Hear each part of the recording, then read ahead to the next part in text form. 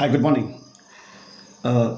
ये जो लेक्चर है बहुत छोटा सा है और काफ़ी इम्पॉर्टेंट है क्योंकि न्यूक्लियोफिलिक सब्स्टिट्यूशन रिएक्शन का जो बेसिक है मैकेनिज्म उस पर हम बात करेंगे, जिसे हम SN2 और SN1 रिएक्शन कहते हैं। ठीक है, देखिए पहली बात तो SN2 रिएक्शन जो होती है ना, और एक होती है SN1 रिएक्शन। ये दो क्लासिफिकेशन है, नाम पता ही आपको। सब्स्टिट्यूशन, न्यूक्लियोफिलिक, इन दो मतलब बायमॉलिक्यूलर। इसका मतलब क्या होता है वो हम आगे देखेंगे। Substitution, nucleophilic, bimolecular. ये सब्स्टिट्यूशन, न्यूक्लियोफिलिक और वन लिखा है मतलब मोनोमॉलिक्यूलर यानी यूनिमॉलिक्यूलर। तो पहली बात तो ये बायमॉलिक्यूलर रिएक्शन होती है, बायमॉलिक्यूलर, एम आई क्लियर। और ये होती है यूनिमॉलिक्यूलर। यूनिमॉलिक्यूलर या सिंगल इसमें मॉलिक्यूल होता है। क्या ऐसा क्यों होता है आएगा मॉलिक्यूलर। ओके, देखो होता क्या है, हमें ये पता है बहुत अच्छी तरह से कि हमारे पास अल्काइल हैलाइड है। मतलब हमारे पास क्या है, एक अल्काइल हैलाइड है जिसका शक्ल RX है। हमारे पास कोई दूसरा कोई कंपाउंड है से जिसका नाम है हाइड्रोक्सी, से जिसमें हाइड्रोक्सी है तो ये अल्कोहलिक है, R-OH है। कंसेप्ट बहुत सिंपल सा है। कंसेप्ट इतना सा है कि इस X का जाना है और इस OH का आना है। Am I clear. तो इस X के जाने और इस OH आने की जो मैकेनिज्म होती है उसी को उसको हमको स्टडी करना है। वो जो स्टोरी है वो एक्सप्लेनेशन के लिए है। दो तरह से पॉसिबिलिटी बनती है और ये हमको आगे केमिकल रिएक्शंस के लिए काफ़ी हेल्प करती है, बड़ी इंपॉर्टेंट होती है। क्योंकि जितना सिंपल दिखता है ये कि X बाहर चला जाएगा, OH जुड़ जाएगा, तो इट इज़ वेरी सिंपल। लेकिन शायद ये मैकेनिज्म में थोड़ा सा कुछ और भी स्पेशलिटी हो सकती है। अब होता क्या है, ध्यान से सुनिएगा कि ये SN2 और SN1 नाम क्यों दिए गए। ये दिए गए नाम केमिकल काइनेटिक्स पर बेस्ड है।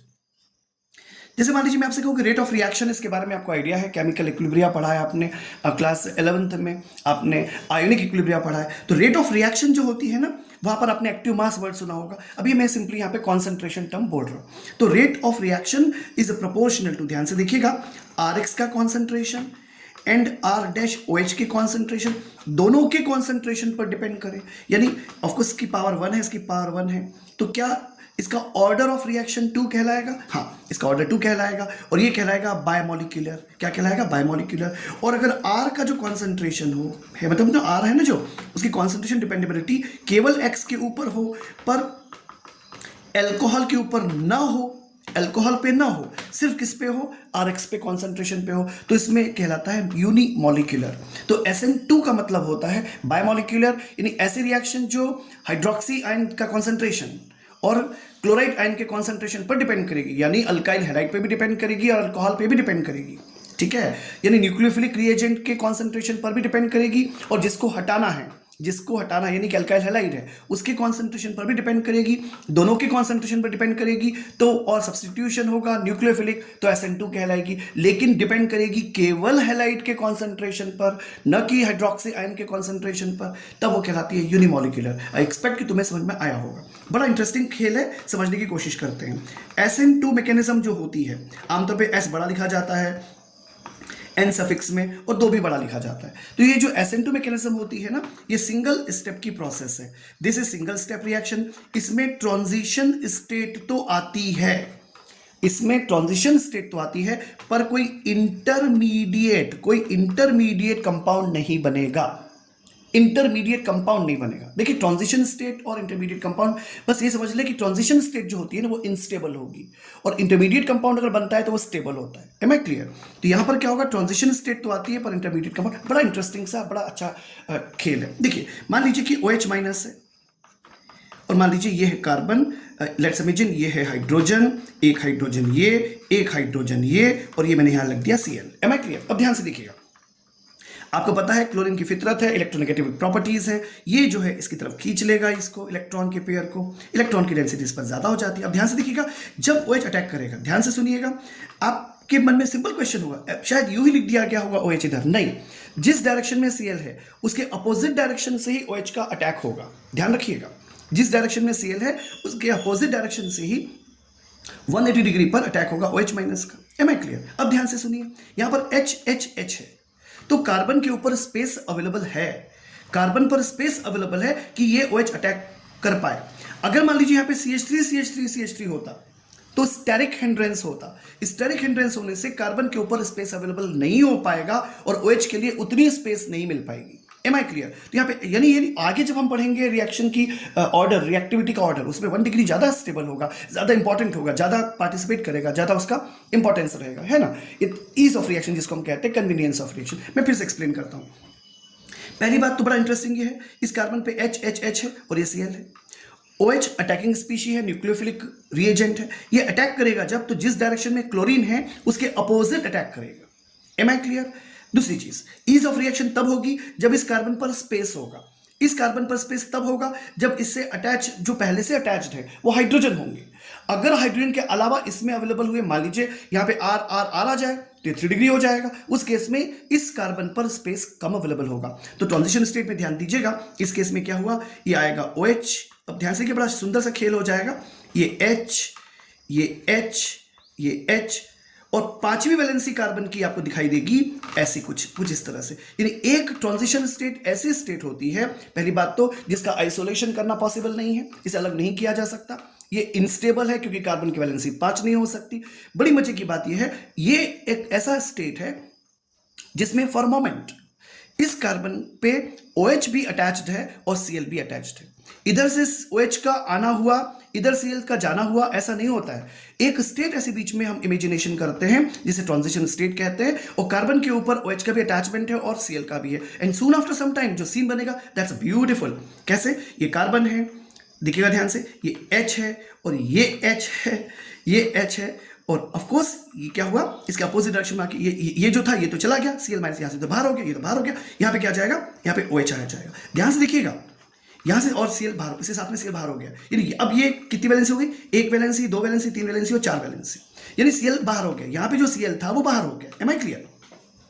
आपने शायद गौर किया हो, खेल ये हो गया, ये केवल डिजाइन नहीं है ना, डिजाइन नहीं है। देखिए यहाँ पे हाइड्रोजन यहाँ पे थे, यहीं पे थे, और यहाँ पे पलट गए। सिमिलरली क्लोरीन यहां पे लगा हुआ था, और ऑफ कोर्स OH ने Cl को रिप्लेस किया एग्जैक्टली, लेकिन ये इधर अटैच्ड है, अपोजिट। इसे कहते हैं, इसको अक्सर किताबें बताती है कि जैसे कोई छाता होता है ना, छतरी, छाता होता है, अम्ब्रेला होती से, तो उस जब तेज हवा आती है तो छतरी पलट जाती है। मेरे से ये फोटो बनाते हैं तो बिल्कुल भी नहीं बनेगी कि छतरी पलट जाएगी तो कैसे दिखेगी, पता नहीं, कुछ तो भी दिखेगी। मतलब आई होप कि आप इमेजिन कर पाओगे कि छतरी पलट गई एकदम से, तो वो वैसे हो गया। इसे कहते हैं वॉल्डन इन्वर्शन। ध्यान दीजिएगा, WALDEN, इसे कहते हैं Walden inversion. That's beautiful event, that's beautiful event. यानी नेचुरली 2 चीजें बहुत इंपॉर्टेंट हैं। Number 1, there is no intermediate in between. Of course we are having simply with you the transition state. Transition state एक unstable state है, इसे आप isolation नहीं कर सकते, आइसोलेट नहीं कर सकते। For moment be you are observing over here that the valency of carbon is nothing but 5 valency carbon की, ये पॉसिबल नहीं है। ये एक स्टेट ऐसी है जिसमें OH भी जुड़ा हुआ है और Cl भी जुड़ा हुआ है। Am I clear? OH भी जुड़ा हुआ है, Cl भी जुड़ा है। क्या मजे की बात है, जिस डायरेक्शन में Cl है उसके अपोजिट डायरेक्शन में OH है, और जब ये Cl बाहर निकलेगा तो जैसे कहते हैं तेज आंधी तूफान .com टाइप का कुछ तो भी, और ये ऐसे हो गया, और ये से क्या हुआ, ये पलट गया है। ये कॉन्सेप्ट हुआ, इसे कहा जाता है इन्वर्शन। यानी SN2 मैकेनिज्म में इन्वर्शन पाया जाता है।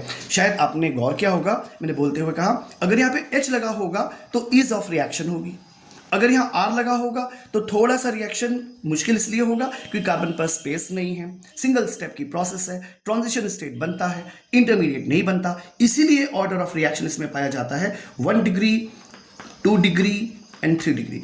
SN2 मैकेनिज्म में 1 degree preferred over 2 degree over 3 degree. Am I clear? तो ध्यान दीजिए, SN2 मैकेनिज्म में 1 डिग्री प्रेफर होती है, SN2 मैकेनिज्म में 1 डिग्री प्रेफर होती है, 2 डिग्री पे, 2 डिग्री प्रेफर होती है 3 डिग्री पे, because of steric hindrance. Am I clear? तो ये कथा थी किसकी, SN2 मैकेनिज्म की। Let me shift to SN1 mechanism now. अब देखिए ध्यान से, SN1 मैकेनिज्म जो होती है, ये प्रोसेस 2 स्टेप प्रोसेस है। ये प्रोसेस है 2 स्टेप प्रोसेस है, और ये जैसे मैंने आपसे पहले कहा, ये अटैकिंग स्पीशी जो होती है न्यूक्लियोफाइल, उसके कॉन्सेंट्रेशन पर डिपेंड नहीं करती। ठीक है, मतलब जैसे अभी मैं OH का एग्जांपल ले रहा हूं तो OH पर डिपेंड नहीं करती। ठीक, कंसेप्ट क्या है, 2 स्टेप प्रोसेस है। पहले स्टेप में बनता है कार्बोकैटायन। क्या बनता है?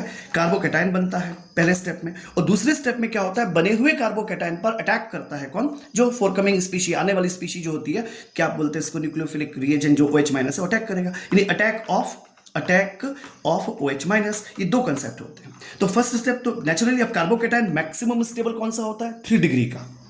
मैक्सिमम स्टेबल कार्बोकेटाइन 3 डिग्री होता है। तो कार्बोकेटाइन की स्टेबिलिटी का ऑर्डर जो होता है वही SN1 रिएक्शन के ईज ऑफ रिएक्शन का ऑर्डर होता है। तो 3 degree is more than 2 degree is more than 1 degree. ध्यान दीजिएगा, SN2 मैकेनिज्म में 1 2 3 था, SN1 मैकेनिज्म में क्या है देखो ध्यान से, 3 2 1। SN2 में क्या है देखो, 1 2 3। याद करने की कोई जरूरत नहीं है, स्टेरिक हिंड्रेंस से कॉन्सेप्ट समझने की कोशिश कीजिए। इसमें वॉल्डन इन्वर्शन लगता है, इसमें वॉल्डन इन्वर्शन है, इसमें इन्वर्शन जैसी कोई प्रोसेस नहीं है। जैसे कि 3 डिग्री ईज पड़ेगी, मैं कर लेता हूँ CH3 C CH3 CH3 और मान लीजिए यहाँ पे मैंने ले लिया ब्रोमीन। तो पहले स्टेप में ध्यान दीजिएगा, पहला स्टेप स्लो प्रोसेस होता है जिसे हम कहते हैं क्या, रेट डिटर्मिनिंग स्टेप। ये स्लो प्रोसेस होती है, रेट डिटर्मिनिंग स्टेप। इसमें ये जो दिख रहा है ये बाहर हो जाता है और बना जाता है क्या, CH3 CH3 CH3 प्लस, और यहाँ पे बन जाता है Br माइनस। पहले स्टेप में ही ब्रोमीन बाहर हो गया। देखिए इसमें क्या हुआ था, पहले एक ही स्टेप था पर ट्रांजिशन स्टेट में दोनों अटैच्ड थे ना। यहाँ पर ऐसा नहीं होता, पहले स्टेप में ही टाटा गुड बाय हो जाता है Br, तो Br माइनस बाहर हो गया, ये बन गया कार्बोकेटाइन। अभी कार्बोकेटाइन 3 डिग्री ज़्यादा स्टेबल होता है 2 डिग्री से, तो नेचुरली हमने एग्जाम्पल 3 डिग्री का ही ले लिया। ऑफ कोर्स अब क्या हो गया, इस स्टेप में आपके पास C प्लस है, यहाँ पे आपके पास CH3 है, यहाँ आपके पास CH3 है, यहाँ आपके पास CH3 है। अब अटैकिंग स्पीशी होती है OH माइनस की, ये फास्ट प्रोसेस होती है। इस प्रोसेस में क्या होता है, CH3 C, फिर ये CH3, फिर ये CH3 और ये फिर OH। तो इस तरह से Cl को रिप्लेस कर दिया OH ने। क्या समझ में आता है पूरी कहानी में? वॉल्डन इन्वर्शन बेहतरीन कंसेप्ट या फिनोमेना होता है। SN2 मैकेनिज्म जब भी होगी, SN2 मैकेनिज्म जब भी होगी वो सिंगल स्टेप की प्रोसेस है, उसमें इंटरमीडिएट्स नहीं बनते, ट्रांजिशन स्टेट आती है, कार्बन की वैलेंसी 5 होगी। आने वाली अटैकिंग स्पीशी हमेशा अपोजिट डायरेक्शन से अटैक करेगी, या और स्टेरिक हिंड्रेंस का फीचर इंपॉर्टेंट होता है। इसीलिए 1 degree preferable in comparison to 2 degree in comparison to 3 degree. कहां पर, SN2 में। SN1 में 2 स्टेप प्रोसेस होती है, पहले स्टेप में कार्बोकेटाइंस बनते हैं, और 1 और 2 के पीछे कंसेप्ट में आपको बता चुका कि ये है केमिकल काइनेटिक्स। मतलब केमिकल काइनेटिक्स का मतलब ये हुआ कि जो ऑर्डर पर डिपेंडेबिलिटी, जो ऑर्डर जो होता है ना, यानी कॉन्सेंट्रेशन टर्म्स पर डिपेंडेबिलिटी कितनी है रेट ऑफ रिएक्शन की, तो इसलिए बायोमोलिक्यूलर होता है, क्योंकि दोनों पर डिपेंडेबिलिटी होती है, concentration of nucleophilic reagent as well as existing alkyl halide. ठीक है, लेकिन इस केस में SN1 के केस में क्या होता है, एक ही चीज पर डिपेंडेबिलिटी होती है, केवल अल्काइल हैलाइड पर, अल्कोहल पर डिपेंडेबिलिटी नहीं होती, जैसे इस केस में हम स्टडी कर रहे थे। Am I clear? ये सिंपल सी कहानी होती है। I hope you enjoy this one. इसके आगे की जो कहानियां होंगी थोड़ी सी और भी इंटरेस्टिंग हो सकती हैं। हम लेकिन पढ़ेंगे एलिमिनेशन रिएक्शन, उसके बाद optical activity. Good day please.